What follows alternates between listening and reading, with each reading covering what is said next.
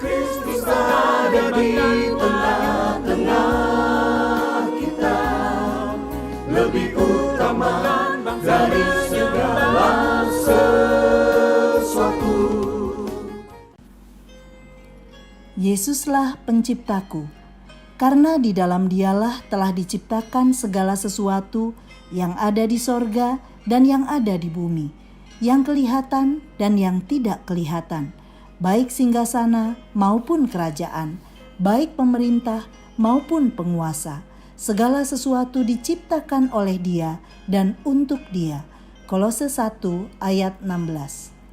Sahabat Iktus yang dikasihi Tuhan, Nick Fujikik terlahir tanpa tangan dan kaki, membuatnya ingin bunuh diri saat masih kecil.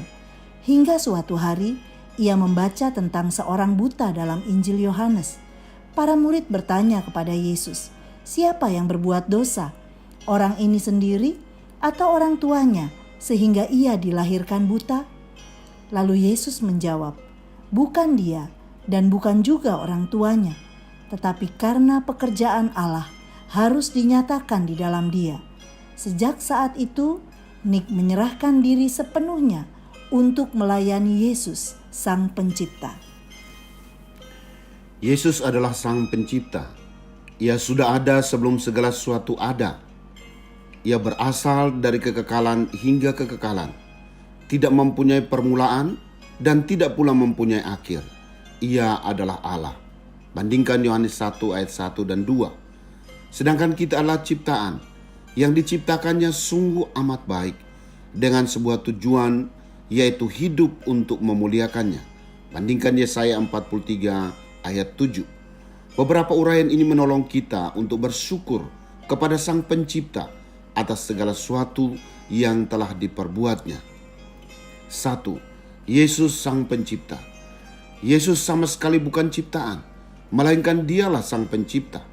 Karena di dalam Dialah telah diciptakan segala sesuatu yang ada di sorga dan yang ada di bumi, yang kelihatan dan yang tidak kelihatan. Dia ada terlebih dahulu dari segala sesuatu. Dia sudah ada sebelum dunia diciptakan, sejak permulaan waktu dari kekekalan. Yesus adalah firman yang kekal, yang menciptakan dunia dan segala isinya. Bandingkan Yohanes 1 ayat 3. Dialah yang menciptakan kita dengan tangan kekuasaannya. Dalam pengetahuannya, Ia menciptakan setiap bagian diri kita secara terperinci. Engkaulah yang membentuk buah pinggangku dan menenun aku di dalam kandungan ibuku. Bandingkan Mazmur 139 ayat 13. 2. Aku sebagai ciptaan. Di dalam Dia telah diciptakan segala sesuatu. Segala sesuatu diciptakan oleh Dia. Yesus menciptakan segala sesuatu dari yang tidak ada, baik malaikat tertinggi di sorga maupun manusia di bumi. Dia menciptakan dunia, yaitu dunia yang di atas dan yang di bawah, dengan segala penghuninya. Segala sesuatu dijadikan oleh Dia, dan tanpa Dia tidak ada satu pun yang telah jadi dari segala yang telah dijadikan. Yohanes 1 ayat 3. Dia bukan hanya menjadikan segala sesuatu, tetapi juga oleh firman-Nya semua ditopang. Ibrani 1 ayat 3. Seluruh ciptaan disatukan oleh kekuasaan-Nya yang dibuat bergantung pada kerangka rancangan-Nya. Segalanya dipelihara dan ada di dalam kontrolnya, sehingga sebagai ciptaan, kita, aku, hanya dapat bersandar kepada Yesus Sang Pencipta. 3. Diciptakan untuk Sang Pencipta. Karena diciptakan oleh Yesus, maka semua ciptaan diciptakan untuk Dia. Dia adalah akhir dan juga penyebab segala sesuatu. Segala sesuatu adalah kepada Dia. Bagi Dialah kemuliaan selama-lamanya. Roma 11 ayat 36. Dan untuk Dia dapat diartikan bahwa Yesus bukanlah hanya pelaku dalam penciptaan, tetapi juga merupakan tujuan dari penciptaannya. Yesaya 42 ayat 8 menyampaikan hal yang sama, yaitu segala sesuatu diciptakan untuk Tuhan, yaitu untuk kemuliaannya, untuk kesenangannya. Ia tidak akan memberikan kemuliaan kepada yang lain.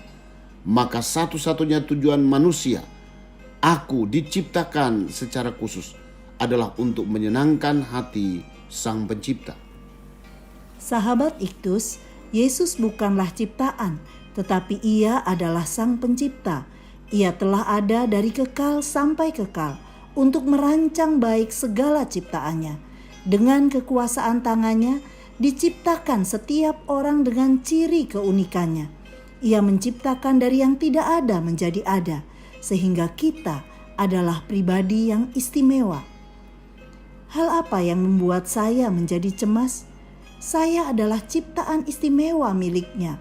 Karena itu saya hendak bersyukur atas setiap rincian diri saya, karena di dalam pengetahuannya, Ia menjadikan saya sungguh amat baik. Dengan tujuan mulia, Yesus telah menciptakan saya, yaitu agar saya hidup hanya untuk menyenangkan hati-Nya. Sahabat Iktus yang dikasihi Tuhan, apakah saya mempercayai bahwa Yesus telah menciptakan saya secara istimewa? Dalam hal apa saya kurang mensyukuri keadaan saya sebagai ciptaannya? Dengan cara apa saya dapat hidup menyenangkan hati Yesus, Sang Pencipta? Tuhan Yesus, Engkaulah Sang Pencipta yang merancang hidup saya sejak semula. Engkau telah merancang saya dengan semua keunikan dalam diri saya, dan saya sangat bersyukur kepadamu. Engkau bukan hanya menciptakan saya, tetapi juga mengatur jalan hidup saya. Saya hanya mau mengandalkan-Mu ya Yesus. Pakailah saya untuk menjadi saksi bagi kemuliaan-Mu. Amin.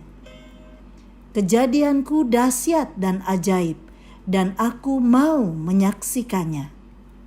Kristus ada di tengah-tengah kita, lebih utama